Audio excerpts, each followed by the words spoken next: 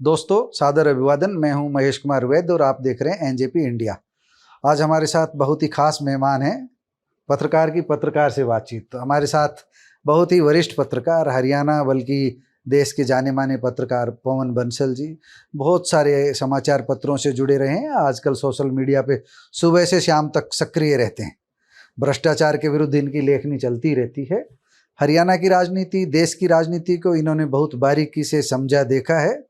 जिन तीनों लालों की हम चर्चा करते हैं, हरियाणा के भजन लाल, बंशी लाल, देवी लाल और अब चौथे लाल मनोहर लाल की जो बात करते हैं, इन्होंने चारों लालों का कार्यकाल देखा। भूपेंद्र सिंह हुड्डा का देखा और दूसरे मुख्यमंत्रियों का देखा, ओम प्रकाश चौटाला का देखा। इनसे हरियाणा की राजनीति पर, तब के और वर्तमान की पत्रकारिता के दौर पर, सब चीज़ों पर हम विस्तार से चर्चा करेंगे। बंसल साहब, आपका हार्दिक अभिवादन है। आपने हमको समय दिया। आप खोजी पत्रकारिता पे पाठ पढ़ाते रहते हैं।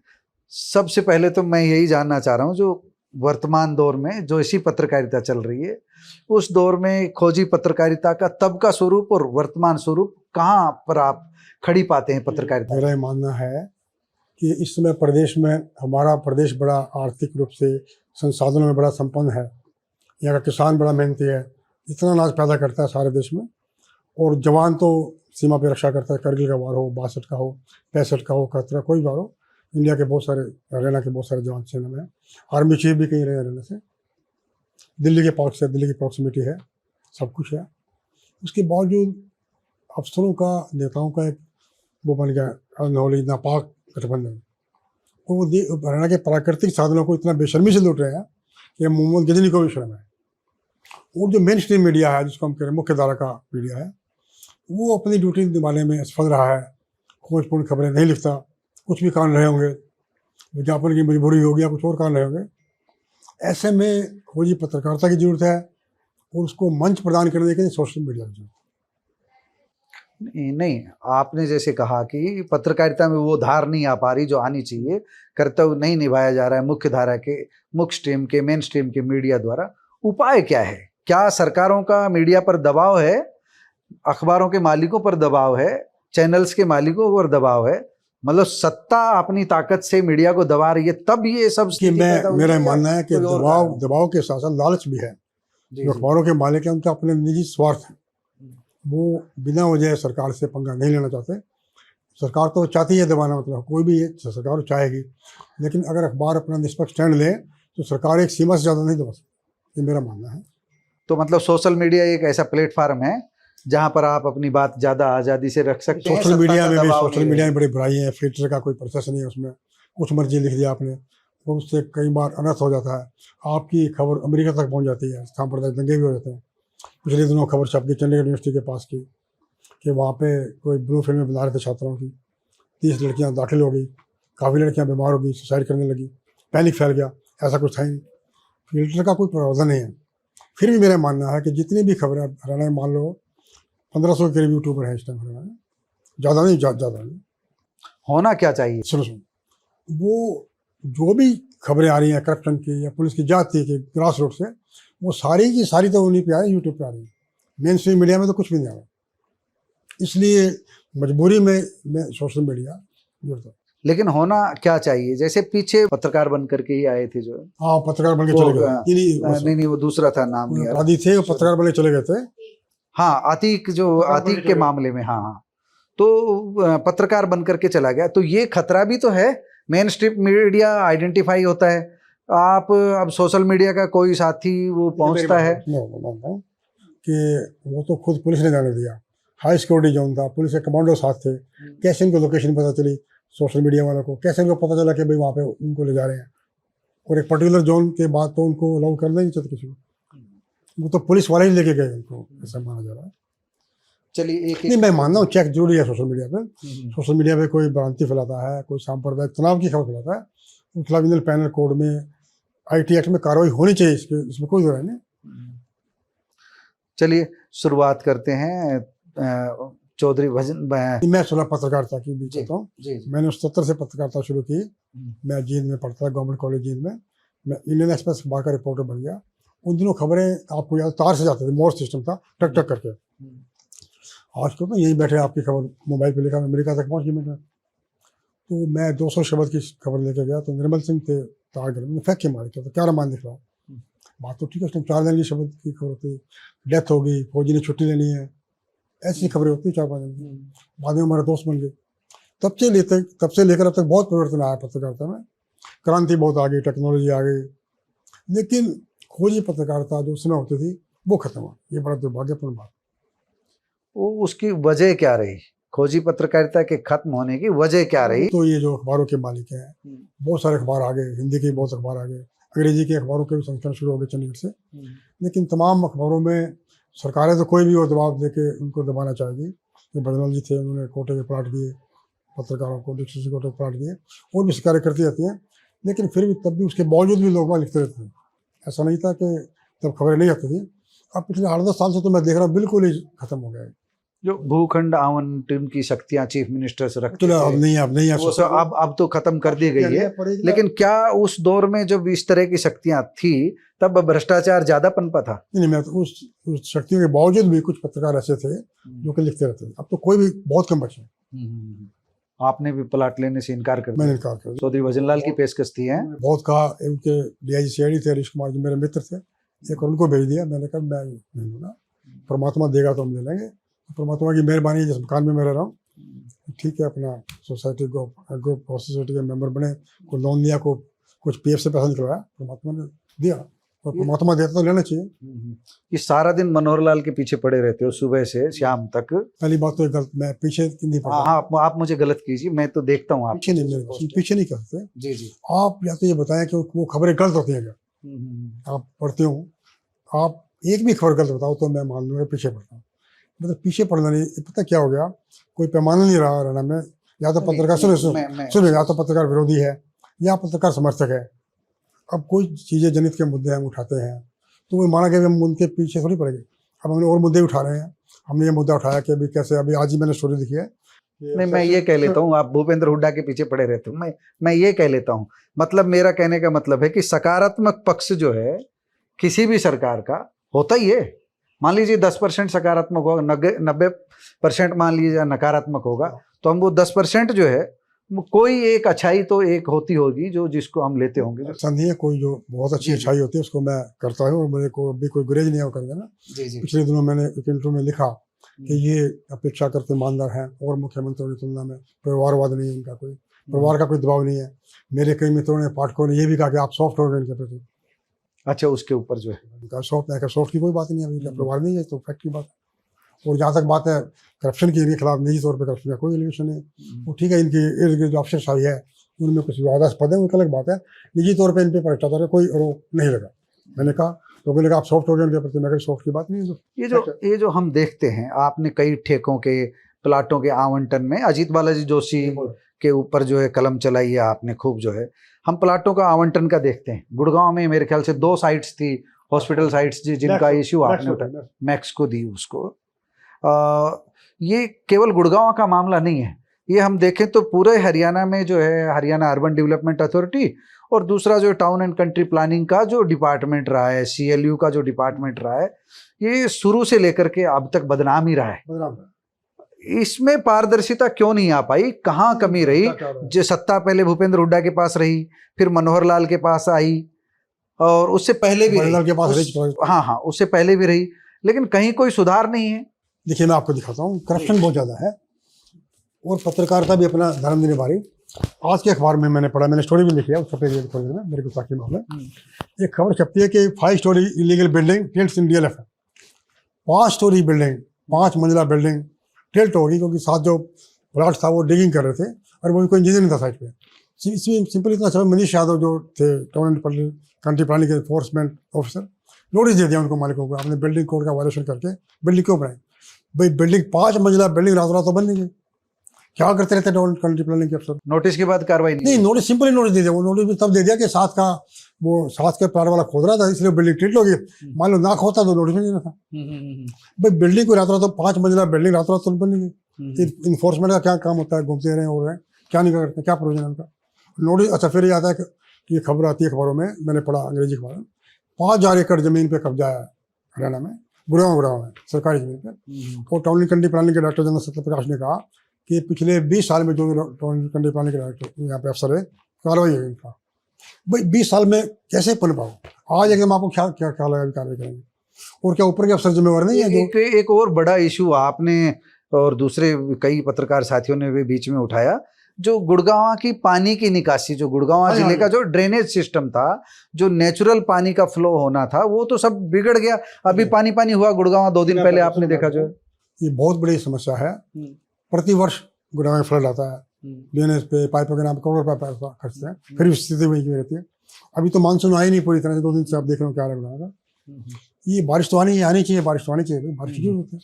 हम पत्रकार के रूप में, एक पत्रकार के नाते आलोचना करते हैं, हम सुझाव क्यों नहीं दे पा रहे? सुझाव क्या है इसका, सॉल्यूशन क्या देखते हो आप? सॉल्यूशन ये है, वो सॉल्यूशन कोई सरकार कर नहीं पाएगी, क्योंकि जो अपना अरावली से पानी आता है बारिशों का, यहाँ पे सिकंदरपुर और नाथुपुर में नले बने हुए थे फॉरेस्ट लैंड पे, जी। उनके माध्यम से नजफगढ़ ट्रेन में चला जाता है।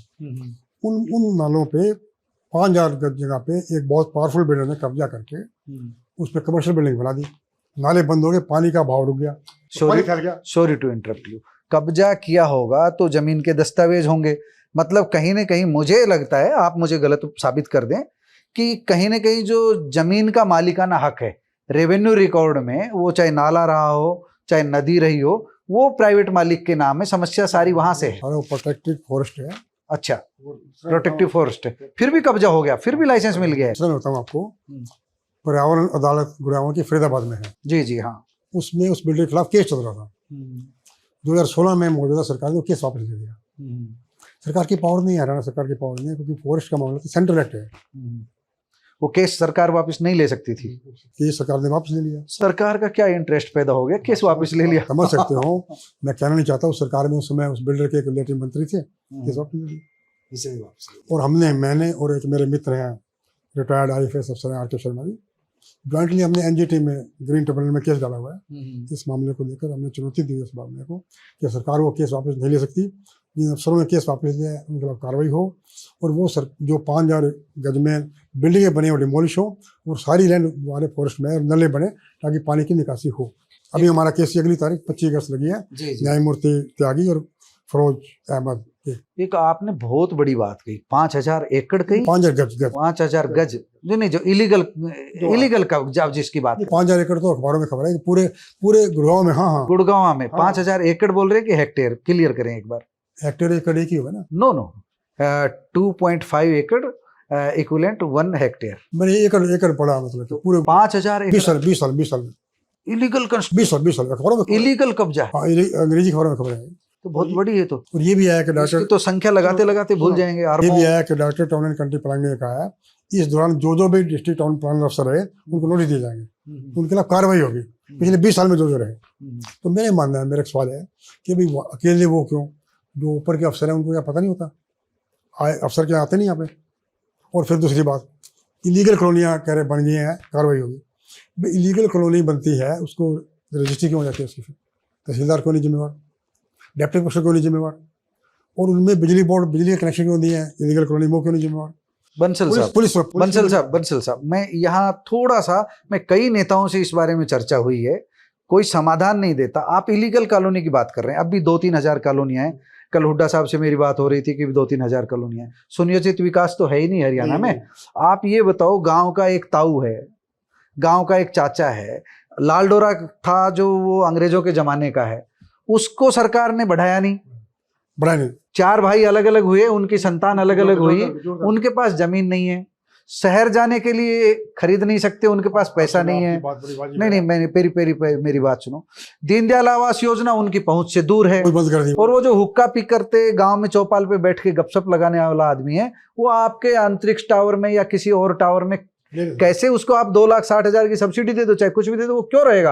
उसका तो सामाजिक परिवेश ही बदल जाएगा, और कहाँ से पैसे लाएगा? तो आपके पास नीति क्या है? लीगल कॉलोनी इसलिए आती है, देखो मकान सबकी एक नीड है, बेसिक नीड है, मकान सबको चाहिए, और बड़े बड़े कॉलोनियों में अपना नहीं ले सकता, मॉल्स वगैरह में बिल्डों के। तो सरकार पिछले कुछ में सेक्टर नहीं काट रही, कितने साल से सेक्टर नहीं काट भी दे तो आम आदमी कहाँ सेक्टर में घुसेगा? काटे, और सेक्टरों में रेट ऐसे रखे, अफोर्डेबल रेट रखे लोगों के लिए, ताकि आम आदमी ले सके। और कंडीशन है उसमें कि जिसके पास एक प्लाट है वही खरीदेगा और उसको बेच नहीं सकेगा 5 साल, इसमें निर्माण नहीं करेगा।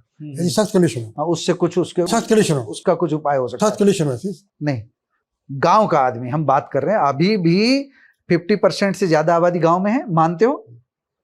गांव का लालडोरा बढ़ा नहीं है, उस लालडोरा के पास की जमीन एक्वायर करके कुछ भी जो गांव वालों की जरूरत के हिसाब से, जिसको भैंस रखनी है या गाय रखनी है, वो उसको वहीं आनंद आएगा। बिल्कुल बिल्कुल। तो आप देख रहे हो उनकी जो सामान्य दिनचर्या थी वो आपने छीन ली, अब आप गांव की दिनचर्या छीन मैं ली। आपको बताता हूँ, पोर्ट ब्लेयर या अंडमान वगैरह है, अभी उनके लोगों ने फैसला किया उनके पर्टिकुलर एरिया में लोकल बंदे आ सके, बाहर के बंदे नहीं आएंगे। वो कहते हैं हमारा सारा इंडिजिनस जो था, हमारा सिस्टम ही खराब हो गया बाहर के लोगों के आने से। अभी लालडोरा तो सरकार खत्म कर रही है, लालडोरा गाँव खत्म कर रही है। अब तो वहां रेगुलराइज हो रहा है, प्लाट का मालिकाना हक दिया जा रहा है। ठीक है, मैं इस नीति की आलोचना नहीं कर रहा हूं, पर उनको तो वो दिया जा रहा है अधिकार। और अभी क्या है, आबादी 50% लालडोरा के भीतर है, और ऑन एन एवरेज में मानूं तो किसी किसी गांव में तो 80% लालडोरा से बाहर बसी हुई है। ठीक है, ठीक। वो रजिस्ट्री नहीं करा सकता। वो गांव का आदमी जो गांव से बाहर बसा हुआ है, वो बेच करके शहर आना चाहे तो आ नहीं सकता। आपने रजिस्ट्री पे प्रतिबंध लगा रखा है, आप उसका समर्थन कर रहे हैं कि वे रजिस्ट्री मत करो। और तहसील में किसी को करवानी हो तो सुविधा शुल्क दो और करवा लो। जो है एक तहसीलदार, आप रजिस्ट्रेशन पे कैसे प्रतिबंध लगा सकते हैं? आप कंस्ट्रक्शन पे तो लगा सकते हो, रजिस्ट्रेशन पे कैसे प्रतिबंध? आपने 500 गज का प्लाट लिया आज से 20 साल पहले, जब रजिस्ट्री खुली थी, सोचा था कि मेरी बच्ची जवान होगी जब मैं उसकी शादी करूंगा, जब मैं आधा उसमें बेचूंगा। अब आप बेच नहीं सकते, आपका तो पूरा करियर ही चौपट हो गया, सारा भविष्य चौपट कर दिया। तो लालडोरा ना, अभी जो लालडोरा खत्म करने से जी और गांव शहर में आने से, एमसीसी में आने से समस्या भी आ रही है। पिछले दिन हम मोहम्मदपुर जासा गांव में गए थे, नाथू सरपंच का हमने इंटरव्यू किया था। उन्होंने बताया कि 2008 में निगम में आ गए, गुड़ावल नगर निगम में। हमारी परेशानियां बढ़ गई हैं। अब मतलब प्रॉपर्टी टैक्स से पहले गांव में टैक्स नहीं लगता मकानों पर, अब निगम में आना तो बड़े 10 लाख के हमारे नोटिस दे देंगे, परेशान है हम। हाँ, मतलब सहज जीवन था, आहा ग्राम्य जीवन भी क्या है, वो तो छिन गया ना, वो छिन गया उनका। हाँ, और वो उन्होंने बताया 15 साल हो गए निगम में गए, रिचेस्ट लोग थे हम, हमारा सारा पैसा वहाँ चला गया, जमीनें निगम में चली गई। 15 साल में डिस्पेंसरी नहीं है वहाँ पे। जो आपने एक बात बताई ना काम की, एक व्यक्ति एक प्लाट, सारे रेट गिर जाएंगे और सब लोगों का समाधान हो जाएगा फटाफट। डिस्पेंसरी नहीं है गाँव में, 15 साल हो गए, उनकी जमीनें ले ली, पैसा चला गया निगम में, डिस्पेंसरी नहीं है अभी तक वहाँ पे, सीवरेज नहीं है, 15 साल हो गए गाँव में सीवरेज नहीं है। अच्छा, आपने कई बार तो सोशल मीडिया पे पोस्ट डाली है, आपसे तुलना चाहेंगे डीक्यू प्लाट की ना, एक रैना में डीक्यू का हुआ कि जो भी आर्मी चीफ रहे उनको डीक्यू प्लाट मिलेगा, तो कोई बुराई नहीं भी आर्मी चीफ को देवे। उसकी कंडीशन होती है पर्टिकुलर 5 साल या 10 साल तक बेच नहीं सकता। एक आर्मी चीफ तो ऐसे थे, प्लाट ले लिया, साल के अंदर बेच भी दिया आर्मी चीफ ने। बताओ वो क्या एग्जाम्पल सेटअप करेंगे? हाँ, तो उनको आर्मी चीफ, हाँ, तो उनको ऐसा नहीं करना चाहिए। हाँ, अब आप मुझे बताइए एक एक करके, आपने सारे चीफ मिनिस्टर्स का कार्यकाल देखा है, हम जिनका कार्यकाल कम रहा उनसे कोई बहुत ज्यादा अपेक्षा भी नहीं रख रहे, और उनसे बदलाव की, जैसे बनारस दास का हुआ, राव वीरेंद्र का रहा, बगदाल का रहा, या हुकम सिंह का रहा, नहीं कर पाते थे, समय कम मिला। खैर, राव वीरेंद्र ने तो पहली शायद संविध सरकार बनाई थी, पहली भारत की पहली थी शायद, है ना? तो वो बड़ा दौर था उस समय। ज्यादा कार्यकाल मैटर करता है भूपेंद्र हुड्डा का, चौटाला का, वंशीदल का, बजदल का, देवदल का और हुड्डा का, इनका मैटर। इनको आपने नजदीक से देखा है, आपने संज्ञा भी दी पीछे सबको, अलग अलग उनके कार्यकाल में कह रहा। मैं आपसे दोबारा सुनना चाहूंगा उन सब बातों को, ताकि आपको जो देख रहे हैं, सुन रहे हैं, वो जान सके, और उन मुख्यमंत्रियों के कामकाज के बारे में थोड़ा सा 2-2, 3-3 लाइन में सबका मुझे बताइए एक बार। के टाइम में ग्लोबलाइजेशन हुआ, मास्टर प्लान बनी सारी उनके टाइम में, उड़ावों की बनी, तो मास्टर प्लान 2 बार चेंज हुए, और जो लोगों ने मतलब उनके मिलने जुलने वाले जमीनें खरीद ली आसपास, मास्टर प्लान चेंज कर दी गई। एक उनके टाइम में ये बड़ा हुआ, CLU कोई बुराई नहीं, मैं कहता हूँ CLU होनी चाहिए, CLU होगी तभी विकास भी होगा। मेरी जमीन है, मैं अपने कुछ इंडस्ट्री लगाना चाहता हूँ, करना चाहता हूँ, लेकिन एक मैकेनिज्म ऐसा तो हो कि पवन बंसल की जमीन है, उसको रगड़ा लगाना है, उसको एग्रीकल्चर जोन में दे दो, महेश वैद वाली उसको R जोन में दे दो, ये तो फिर अफसर करते हैं ना। एक यूनिफॉर्म पॉलिसी हो, ट्रांसपेरेंट पॉलिसी हो, ट्रांसपेरेंट पॉलिसी। और मैं तो जो ज्यादा मिसयूज है उनके राज में, सेक्शन 4 और 5, 6 लैंड एक्विजिशन एक्ट की नोटिस दे दिया किसानों को भी, आपकी जमीन एक्वायर होगी, फिर बिल्डर अब में डर फैल गया, डर में आपने उन्हें पौने दाम पे बिल्डर को बेच दी। बिल्डर को पता है कि भी आप हम ये सेक्शन ये हम खरीद लो, जो ही बिल्डर ने खरीदी वो रिलीज कर दी दुनिया में। ये बड़ा भारी वो रैकेट हुआ। मानेसर का भी शायद ऐसा ही चल रहा मानेसर लैंडस्केप में जो भूपेंद्र हुड्डा, ML तायल, देव साहब अभी बेल पे है। है। लेकिन इतना शोर मचा, हुड्डा साहब पर आरोप लगे इतने, तो मनोहर सरकार अगर कुछ होता तो अब तक 9 साल में 8 साल में कर क्या रही है सरकार? मैं बताऊं आपको, अब सरकार का नहीं है, 6 केस कम से कम ऐसे हैं। ये मानेसर लैंडस्केप है, ये उलावास में हुआ था, उलावास में एक ही दिन फाइल क्लियर कर दी गई। डिस्ट्रिक्ट टाउन प्लानर ने, CM के प्रिंसिपल सेक्रेटरी ने, director general town country plan एक ही दिन में कर दी वो भी केस। वो भी अभी CBI ने जांच करके कोर्ट में 4 दिन है। मानेसर वाला कोर्ट में 4 दिन है। एक इंडस्ट्रियल प्लॉट अलॉट किया तो कोर्ट में 4 दिन है। एक एसोसिएट जनरल लिमिटेड का वो कोर्ट में 4 दिन है।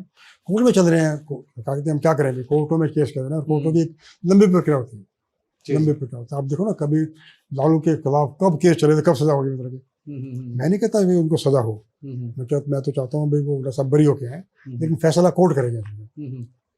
अदालत में लंबा समय लग रहा है। मनोहर सरकार के हाथ में कुछ नहीं है। ये ठीक है भाई, इन्होंने कुछ नहीं किया।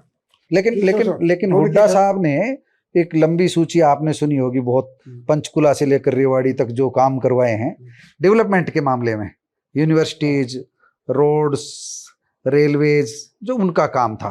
अगर इसको CLU वाले इस पॉइंट को हटा करके देखें तो क्या आप हुड्डा साहब के कार्यकाल को कैसे देखते हैं? तो CLU को हटा दें तो प्रेजेंट से हम तुलना करते हैं, क्योंकि उनके बाद ही आए हैं। तो मैं हुड्डा के कार्यकाल को बेहतर मानूंगा प्रेजेंट से। इन्होंने इंफ्रास्ट्रक्चर क्रिएट किया। अब देखो ना, गुड़गांव में उनके रहते ही बनी मेट्रो जो बनी है, रैपिड मेट्रो जो बनी, तीसरी मेट्रो बनी। और चलो उन पे आरोप लगा, उन्होंने अपने रोहतक को डेवलप किया। IMA आया वहाँ पे, काफी टेक्निकल इंस्टीट्यूट आए और आए, काफी विकास हुआ रोहतक का। वो होना भी था, रोहतक लंबे अरसे से उपेक्षित था। अब मान लो मैं कहता हूँ कल को कोई दक्षिण हरियाणा का बंदा CM बन जाए, एक मिनट के लिए, वो करेगा और वो करना चाहिए। दक्षिण हरियाणा लंबे समय से उपेक्षित रहा है। देखो दारो GT रोड पे है। मतलब हम इसको ऐसे समझे, रोहतक में ज्यादा किया, नेचुरल था, वो पिछड़ा था, बाकी दूसरी जगह भी डेवलपमेंट हुआ, वो भी करना चाहिए। 19-21 तो चलो चल जाता है। ये नहीं कि भाई जो रविंद्र गुड़गांव का है वही वहाँ भेज दिया। चौधरी बंसीलाल से करो शुरुआत। देखो बंसीलाल का मैं बताता हूँ, बंसीलाल को श्रेय जाता है हरियाणा के निर्माण का। उन्होंने जब वो CM बने कुछ भी नहीं था यहाँ पे, तो कहते तनख्वाह भी नहीं मिलती। एक चीज जोड़ती हुई, कांग्रेस को श्रेय तत्कालीन को कि बंसीलाल को? एक बात आती है कि इंदिरा बहुत मेहरबान थी, बंसीलाल जब चीफ मिनिस्टर थे, तो इसको दोनों को कल्ब करते हुए आप बताएं थोड़ा सा। तो जब हुड्डा साहब थे तब भी बहुत मेहरबान थी सोनिया गांधी पे। वो ठीक है, अभी उस टाइम बंसीलाल थे, पैसा बहुत आया, लिबरली पैसा आया, वर्ल्ड बैंक का भी आया, इंदिरा गांधी ने बहुत पैसा दिया। लेकिन पैसा तो आएगा, कोई बंदा हो, उसकी प्लानिंग हो, उसका विजन हो, तभी बात इंप्लीमेंट होगी ना। मैं बताता हूँ आपको, टूरिज्म का देखो, अच्छे अफसरों की टीम हो, उस टाइम SK मिश्रा पावर थे। अब टूरिज्म में हरियाणा में कोई हिल स्टेशन तो है नहीं। SK मिश्रा विजनरी ने टूरिज्म को मैप पे ला दिया, वर्ल्ड मैप पे ला दिया, हाईवे पे टूरिज्म को। और आपको ख्याल है, बड़ी अच्छी बात है, उन्होंने जितने टूरिस्ट कॉम्प्लेक्स हैं सबके नाम पक्षियों पे रखे हैं, पपैया, गोरैया, तिलियार, शमा, सारे पक्षियों के नाम पे रखे हैं। अब वो खत्म हो गया बिल्कुल, आप कहीं टूरिज्म का है नहीं। अब देखो गवर्नमेंट की निगाह भी नहीं है उसको विकसित करने में। गुड़गांव में आप कभी शमा में गए होगा, नेगलेक्टेड पड़ा है, जबकि 5 स्टार होटलों के टूरिज्म, 5 स्टार होटल इतने पनप गए, सरकार उसको क्यों नहीं विकसित करती है अपने उसको, अपने टूरिस्ट कॉम्प्लेक्स को क्यों नहीं इसकी तरफ क्यों नहीं जाती? अब देखो रेवाड़ी के ही आए हैं पर्यटन निगम के चेयरमैन अरविंद यादव, क्या कर पाते हैं देखते हैं। उम्मीद है करना चाहिए, मतलब कि जी करना चाहिए उनको। कभी मिलेंगे, हम भी बताएंगे कुछ बातें उनको भी। तो अभी कार्यकाल अगला जो है, हम तो बंसीलाल के कार्यकाल में नहरों का जाल, बिजली का आया, जी वो इंफ्रास्ट्रक्चर उन्हें बनाया, बिल्डअप किया। चौधरी भजनलाल की क्या खासियत देखी? दूसरा कार्यकाल था, तीसरा जो विकास पार्टी के साथ था, भाजपा के साथ था, उस टाइम तो बेचारे उनका इतना प्रभाव नहीं था। भाजपा के मंत्री उनको ब्लैकमेल वगैरह करते रहते थे। फिर उसमें उनके बेटे सुरेंद्र सरोज वगैरह भी आगे हो गए। वो सुनते हैं, आपने नजदीक से देखा, क्या सुरेंद्र सिंह का दबाव बहुत ज्यादा रहता था? बंसीलाल परेशान थे कि ये शराबबंदी को लेकर के सुरेंद्र चाहते थे हट जाए? मैं बताता हूं आपको, बंसीलाल ये शराबबंदी इसलिए लागू हुई, शराबबंदी का बंसीलाल ने एक चुनाव के दौरान प्रचार किया 96 में, जब विकास पार्टी में थे। तो महिलाएं बड़ी दुखी थी, पति शराब पे कहते थे, तो बंसीलाल को लगा इससे चुनाव में वोटें मिलेंगे, और सही मायने में दिल से शराबबंदी को लागू करना चाहते थे। लेकिन चूंकि अब दिल्ली साथ लगता है, अब शराबबंदी लगी तो फिर भी लोगों ने शराब का धंधा शुरू करा, और पॉलिटिशियन लोग उनको पलट करते रहे, अफसर पलट करते रहे। मैं बताता हूँ आपको, इंटरेस्टिंग बात आता हूँ, चंडीगढ़ में, चंडीगढ़ बिल्कुल साथ लगता रहना था, वहाँ पे कोई गवर्नर थे, वो गवर्नर प्रशासक भी होते हैं एक्साइज के, तो वो वहाँ के कोई बड़ा भारी शराब माफिया का, यूपी का जो बंदा है, वो चाहता था कि सारी मोनोपोली मेरी हो जाए, रिक्वायरमेंट्स मेरे को मिल जाए। और जो जैसे मान लो उस पर्टिकुलर से पिछले ईयर में जितने की मान लो 80 करोड़ की इवेंट थी, उसने अकेले ऑफर कर दिया अलग अलग इवेंट ना दो, मैं 100 करोड़ दे दूंगा। तो गवर्नर साहब ने तर्क दिया कि भाई मैं 20 करोड़ फालतू आ रहे हैं, पॉलिसी कर दो। लेकिन अच्छे अफसर थे, उन्होंने कहा भाई सर मोनोपोली ठीक नहीं है, बात 20 करोड़ की नहीं है, मोनोपोली ठीक नहीं है। लेकिन मोनोपोली होगी तो सारा रहना तो सारा वहाँ पे जाएगा। बिल्कुल साथ लगता है, मतलब कि दिल्ली साथ लगता था, स्मगलिंग बहुत बड़ी। मैं बड़ी इंटरेस्टिंग बात आता हूँ, हंसी मजाक की है। रोहतक में एक धोबी थे माल टाउन में, वो कहते हैं भाई बंशीलाल जी जुग जुग जियो, बड़ा अच्छा टाइम आ गया। कहते मेरी दो बहन ना प्रेस करते करते ना हाथ काले हो जाते, हम 4 पोहे बेच लेते हैं सवेरे शाम तक, 100-200 रुपये की दिहाड़ी बढ़ जाती है आराम से, मस्ती में। 4 रुपए बेच देते। हाँ, मतलब अवैध शराब का ज्यादा वो बढ़ गया था।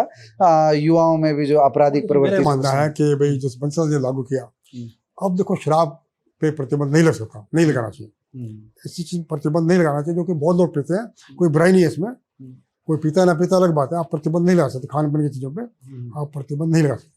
अब गुजरात में लगा, उसका क्या नतीजा है, बिहार में लगा क्या नतीजा है, दुनिया भर की स्मगलिंग होती है।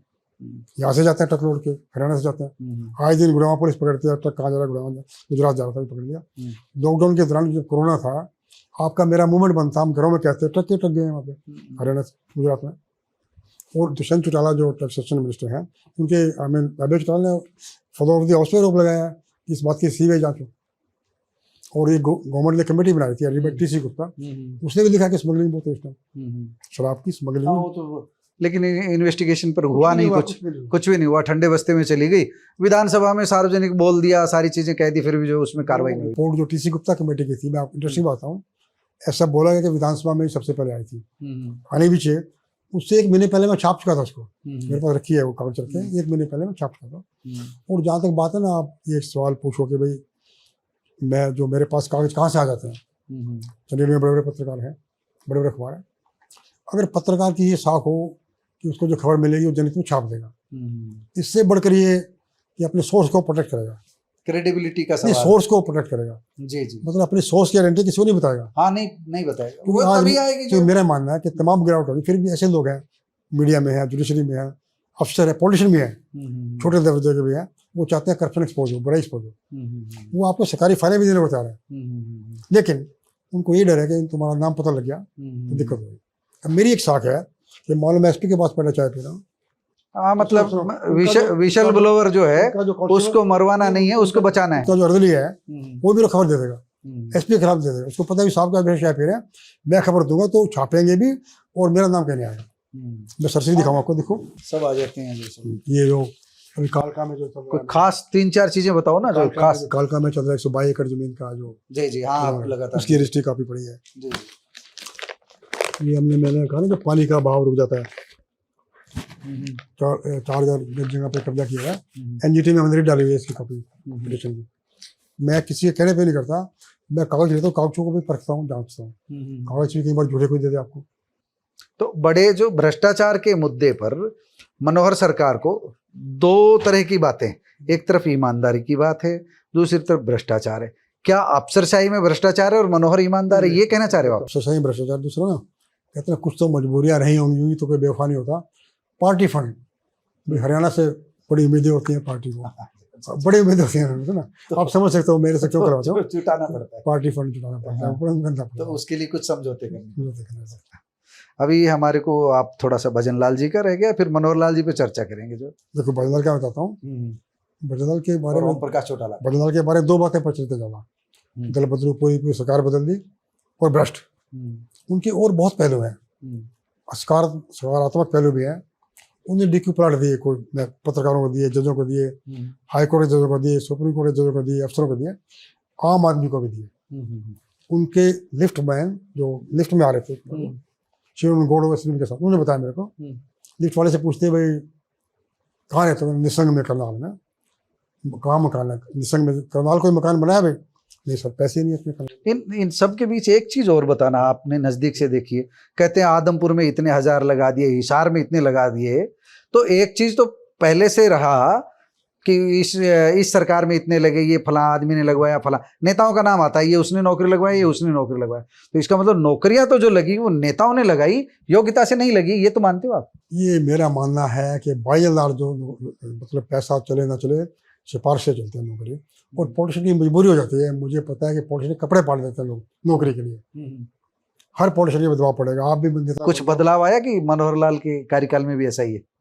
नहीं, देखो अब देखो ना कितने पेपर लीक हो रहे हैं, अब क्या रीजन है? जी। हर दुनिया भर के पेपर लीक हो रहे हैं। अब HCS का भी आया कि अभी जो हुआ था, मतलब पिछले साल के क्वेश्चन रिपीट कर दिए। ये चीज़ें क्वेश्चन मार्क तो उठाती हैं। मतलब अभी नौकरियों में पारदर्शिता नहीं आई है तो सिफारिश तो है ना। जी जी, सिफारिश है। तो ओम प्रकाश चौटाला की और उनकी कार्यकाल की बात कर रहे थे ना। हाँ, मतलब उन्होंने लिफ्ट वाले से पूछा, उसको कहा भी करनाल मकान क्यों नहीं बनाया, जब बच्चे बड़े हो जाएंगे तो करनाल आएंगे। कहते सर पैसे नहीं है। शिवमन गौड़ को कहा इसकी एप्लीकेशन लो, एप्लीकेशन ली, फिर कहा भी जो 10% देना पड़ता है वो भी नहीं होगा इसके पास, कोई पास से दिया। मतलब वो जानते भी नहीं थे। उसने लिफ्ट वाले के लिए भी सोचा कि इसको भी छत पे मकान चाहिए। दूसरा ना अफसरशाही की बात है, उन्होंने अफसरों का दिल जीता, अफसरों को डिफेंड भी करते थे। अब मैं बताता हूँ आपके नॉर्मल रिवाड़ी तब था, इलेक्शन थे 82 के, ये अपना कर्नल राम सिंह चुनाव लड़े थे, गोली चलाई जेल में। तब रिवाड़ी शायद नागौर जिले का पार्ट था। नागौर में SP थे जॉन जॉर्ज, उन्होंने केस रजिस्टर कर दिया सख्त खिलाफ। राम सिंह कर्नल राम सिंह के खिलाफ कर दिया। अब बल्ला जी मुख्यमंत्री बन गए, कर्नल आजाद थे, कर्नल की जरूरत पड़ेगी उनको। कर्नल ने एक शर्त रखी, जॉन जॉर्ज को बदल दो, मंत्री कुछ ना बनाओ, उनको बदल दो। बल्ला का बड़प्पन देखो, बदल देते बैठे बैठे, कोई दिक्कत नहीं। उन्होंने जॉन जॉर्ज को बुलाया अपने पास, चलिए चाय पिलाई, बोला जॉर्ज साहब बहुत अच्छे अफसर हो, हम मजबूर हैं पॉलिटिशियन, आपकी बदली करनी पड़ेगी, 1 हफ्ते बाद जाकर वहाँ लगा दूंगा। जॉर्ज साहब ने कहा सर आपका बड़प्पन है, आप कर देते। तो मेरा कहने का मतलब है कि CM की पावर होने के बावजूद भी उन्होंने दिल जीता। एक बजलाल का तरीका था पैसा देने का, चंदा वंदा भी देने का, पार्टी फंड के लिए भी देने का। करनाल में इसमें सूरजगढ़ में अधिवेशन आ गया कांग्रेस कमेटी का। उन्हें इस्तेमाल खा के बिजनेसमैन बुलाया। इस्तेमाल खा फाउंड्री का काम होता है, कोयले के रैक रेल से आते हैं, उनको बड़ी सुविधा मिल जाती है।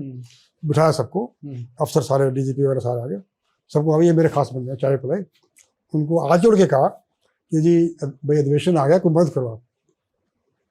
अब वो CM अपने दफ्तर बुला के चाय पिलाए और DGP जी सेक्रेटरी साहब मिले कि मदद करो, तो बिजनेसमैन ने दरवाजे खोल दिए अपने।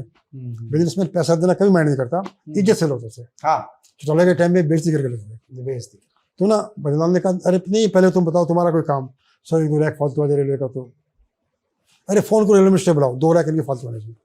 अब ऐसे बंदे जो जितना चंदा मार को नहीं देगा भाई। हाँ, तो उनको उतना लाभ मिल गया बदले में, और इज्जत ही मिली, इज्जत भी मिल गई। CM साहब के साथ उनकी मीटिंग हो गई। चलो अब वो समापन की ओर बढ़ते हैं। थोड़ा सा हमको ये अभी उसका ओम प्रकाश चौटाला की जो कार्य प्रणाली जो हुड्डा साहब का, CLU को छोड़ दें, CLU में बढ़ाई नहीं, CLU वाला की वो होना चाहिए एक ही नहीं, बी की नहीं, वो गलत था। जो लैंड एक्विजिशन एक्ट मिसयूज किया उन्होंने, उसको छोड़ दें। तो डेवलपमेंट करवाई उन्होंने, तो रोहतक की करवाई, रोहतक की ज़्यादा हुई, बाकी जगह की भी हुई, मतलब गुड़गांव की भी हुई। अब मौजूदा जो सरकार है, मनोहर सरकार, मनोहर लाल चीफ मिनिस्टर के बारे में क्या धारणा है? हरियाणा में क्या बदलाव पिछले 8-9 साल में देख रहे हो? बहुत उम्मीदें थी कि व्यवस्था परिवर्तन होगा, ये अविवाहित है, इनका भी परिवार नहीं, और शुरुआती समय इनका अच्छा भी था, इनकी नीयत भी अच्छी थी करने की। फिर बाद में अफसरशाही से गिरते रहे, अब तो टोटली अफसरशाही से गिर गए हैं। अब जो देखो इनका एक प्रोग्राम है प्रॉपर्टी आईडी का, इन्होंने याशी कंपनी को एक दे दिया ठेका, वो किसी व्यक्ति का सब जानते हैं, कौन है कौन है, वो आज आपने लिख रखी, उन्होंने घर बैठे ना लोगों के सर्वे कर दिए। अब कम से कम 1 लाख एप्लीकेशन आपके ग्राउंड में पड़े हैं। किसी का नाम गलत लिख दिया, किसी का एरिया ज़्यादा बढ़ा दिया, कमर्शियल का रेजिडेंशियल कर दिया। अब आप जाओ ठीक कराने, यासी का मुद्दा 1 साल से चल रहा है, कोई कर क्यों नहीं रहा? ऑनलाइन सिस्टम है, वो आपका रिजेक्ट कर देंगे बिना कारण बताए, आप पैसे दो आपका तुल कर देंगे। अब मैं आपको बताता हूँ, शेयर कर रहा हूँ, हमारे के मित्र हैं फॉर्मर DGP हरियाणा के, फॉर्मर DGP हैं, उनको भी अपना प्लॉट पूरा में बेचना था, उनकी ID में उनका नाम ही गलत रखा, उनका नाम गलत रखा, कोई एरिया बढ़ा रखा, डबल कर रखा, उन्होंने ऑनलाइन अप्लाई किया, वो रिजेक्ट कर दिया, 2 डिसाइनिंग इंजीनियरिंग। कभी तो कहते हैं ऑनलाइन अप्लाई करो, सर्वर डाउन है आपका, ये अल्टीमेटली चलो वो तो बड़े इतने सीनियर अफसर थे, उन्होंने किसी को बोला, वो शॉर्टेड हो गया। आम आदमी कहाँ जाएगा? ये मुश्किल है। तो अच्छा आपको मान लो कोई अमेरिका से बंदा आ गया, 15 दिन की छुट्टी लेके आया और 15 दिन की टिकट बुक किया, उसने गुड़गांव में अपना फ्लैट बेचना है, NOC चाहिए ना म्यूनसिपलिटी, NOC में उसका नाम गलत है, अप्लाई करे सर्वर डाउन है आपका, फंस के खड़े रहो, उसके पास पैसा देने के अलावा क्या ऑप्शन है? अब चलो कर दिया गवर्नमेंट ने। मैंने कल पढ़ा परसों, तत्काल आपको चाहिए ना ऐसा, वो तो 5,000 रुपये पुरानी है, नहीं 5,000 रुपये दो आप, क्यों दे 5,000 रुपये? गलती सरकार की, गलती सारा सरकार की, 5,000 रुपये क्यों दे सकते हैं? अब अभी तो सारी चर्चा असेंबली में हो गया यशी कंपनी की, अब पता यशी कंपनी किसकी है किसकी नहीं। अच्छा, सारी सरकारों के बीच एक बीच में आ गई, अब तो साझेदारी की सरकार है ना, जजपा की, हाँ ठीक है ना। तो अब जो फ्यूचर हरियाणा का देख रहे हैं आने वाले चुनाव में, एक तरफ भाजपा जजपा गठबंधन है, ये लोग गठबंधन में जाएंगे। मैं आपकी ओपिनियन जानना चाह रहा हूँ, ये लोग गठबंधन में जाएंगे, अलग अलग जाएंगे, लोकसभा चुनाव से पहले अलग हो जाएंगे, बाद में होंगे? अभी तो ना नूरा कुश्ती खेल रहे हैं, एक दूसरे पे आरोप लगा रहे हैं। जी जी। कुछ उसने कुछ बोल दिया, बलदेव ने कुछ बोल दिया, उसके पेट में दर्द, भाजपा दिखा देती है, निर्दलीय भी है मेरे पास, वो दिखा देता है। वो दिखा देती तो ये अगर तोड़ेंगे तो लोकसभा चुनाव से 3 महीने पहले तोड़ेंगे लोकसभा, और उसमें ना दोनों का इंटरेस्ट है तोड़ने में, दोनों का इंटरेस्ट है। दोनों का इंटरेस्ट ये है कि जजपा भाजपा के साथ मिलकर लड़ेगी तो जाटों के वोट उनको बिल्कुल नहीं आएंगे। और जैसे चर्चा चलते हैं कि भाई जजपा वाले मेवात में कैंडिडेट खड़ा कर देंगे, और जजपा अलग लड़ती है तो इल्यूजन होगा जाटों में, भाई ये सीएम बनेगा, ये सीएम बनेगा। ये जो तो शायद नूरा कुश्ती वाली बात है ना, ये आप सही कह रहे नूरा हैं। कुश्ती मुझे भी नूरा ऐसा कुश्ती लगता है। नूरा कुश्ती करनी पड़ेगी इनको, करनी दोनों पड़ेगी। दो तो बाद में फिर मिल जाएंगे, बाद में फिर एक ही है कि अपने स्टेबल सरकार देने के लिए मिले। ये कभी चौटाला परिवार एक होने की अभी बच रही है गुंजाइश? बिल्कुल। तो देखना चाहता हूँ आपको, जो ओम प्रकाश चौटाला है ना, तो कितने मिलिट्री हो कुछ भी, उनके व्यक्तित्व में बड़े क्षेत्र जानता हूँ।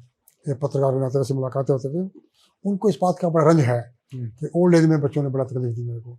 और फिर जब खास तौर पर 16 साल की जब पत्नी यहाँ दाखिल थी, पेरोल पे वो आए थे, तब ये बच्चे मिलने नहीं आए, मतलब कि। और उनकी पत्नी ने बड़ा दुखी होकर कहा था कि अभी मेरे मृत्यु के बाद मेरे शव पे भी इनको हाथ ना लगाएंगे। तो निजी कारण, तो अभी लगता नहीं कि कभी मुझे किसी भी कीमत में होता।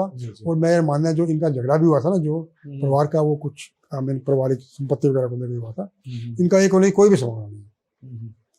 अभी एक तो बात वही आएगी जी जी इसकी, भाई दुष्यंत सीएम बने अभी बने, बात तो इसकी है ना। अभी ये अंतिम क्वेश्चन है पत्रकारों के लिए। एक वरिष्ठ पत्रकार आज के पत्रकारों को, नवोदित पत्रकारों को क्या संदेश देना चाहेंगे? किस तरह पत्रकारिता करें, किस तरह वो कलम के धनी बने, किस तरह वाणी के धनी बने, और किस तरह समाज की सेवा करें? अखबारों का जो रिपोर्ट है वो चाहते हैं खबरें करना, अच्छी खबरें करना चाहते हैं। हर बंदा चाहता है मैं अच्छी खबर करूँ, जिस इलाके में रह रहा हूँ मेरा नाम हो, लेकिन उनकी मजबूरी रहती है, उनके मालिक उनकी खबरें नहीं चाहते। मुझे काफ़ी लोग बताते रहते हैं पत्रकार कि सर ये खबर हम नहीं कर पा रहे, हम आपको भेज रहे हैं, आप इसको कर देना। तो कोई उम्मीद नहीं है जब तक मालिक को। अब मालिक क्या है, मालिक देखो कोई राज्यसभा में जाना चाहता है, मालिक कोई विज्ञापन देना चाहता है, गिरावट मालिकों की तरफ से आई है। पत्रकार मतलब ये है कि बाजार ने पत्रकारिता को प्रभावित कर दिया। अब ये दौर मेरा मानना है, मैं 66 वर्ष का हो गया हूँ, जब मैं 80 का पहुँच जाऊँगा तब फिर स्वर्णिम दौर आएगा खोजी पत्रकारिता का, और उन्हीं अखबारों को लोग पढ़ना पसंद करेंगे जिनमें जनता के कुछ दम होगा। खोजी पत्रकारिता तो आप करें कैसे? खोजी पत्रकारिता वो भी तो बता रहे थे, मतलब विश्वास जीते अपने सूत्र का। खोजी पत्रकारिता का लंबा चौड़ा फंडा नहीं है, मैं अपने आप को बड़ा खोजी पत्रकार मेरे को बोलते हैं। ये मैंने किताब लिख दी, खोजी पत्रकारिता क्यों कैसे। प्रभात जोशी ने इसका विमोचन किया चिलियार लेक रोहतक पे। उन्होंने कहा इस किताब की प्रति फोटोस्टेट करा के नौकर में रख लेना। एक व्यक्ति खड़ा हुआ, सर नौकर में जल्दी रखें, प्रॉपर्टी कागज, इसमें क्या खास बात। उन्होंने बोले 2009 में कि आने वाले समय बंसल जैसे पत्रकार चिड़ियाघर में देखने को मिलेंगे। मैं हैरान हुआ, इतनी बड़ी बात कर दी, मैं अपने इस पे जिम्मेवारी पूरी कर पाऊंगा नहीं पाऊंगा। चलो हम बंसल जी से इसलिए बात कर रहे हैं, हम बंसल जी से इसलिए बात कर रहे हैं कि बंसल जी जैसे पत्रकार चिड़ियाघर में ना रहे, घर घर पैदा हो और अच्छी पत्रकारिता करें। मेरी बहुत बहुत शुभकामनाएं आपको।